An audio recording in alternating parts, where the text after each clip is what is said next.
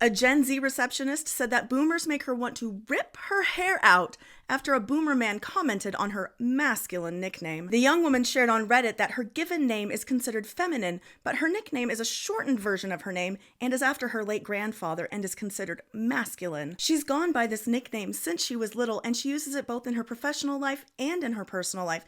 Even her doctors use this nickname, and she's never had a problem with it before. And there's plenty of girls named things like Billy, James, Ryan, Blake, Dylan, Frankie, who cares? Professor Matthew Hahn told Time that people are generally pretty accepting of out there names for girls, and that, over time, many traditionally male names have become names for girls, even though it rarely goes the other way. Also, 1 in 4 Americans go by a nickname derived from their first name, so it's pretty common, but apparently this boomer didn't get the memo. Anyway, this Gen Z woman answered the phone at work one day, and the boomer male client on the other end went off on a tangent immediately upon hearing her name. He said, "You don't sound like a male. Why are you using a male name? You're not one of those trans whatever people, right?"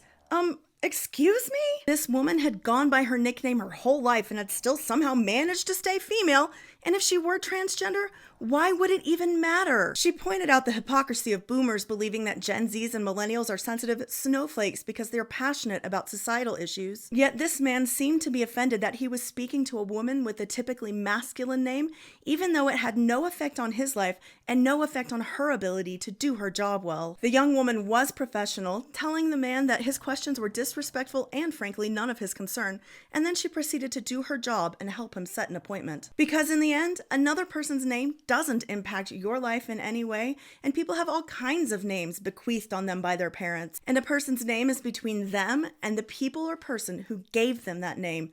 It's not up to you to decide whether or not that name is appropriate.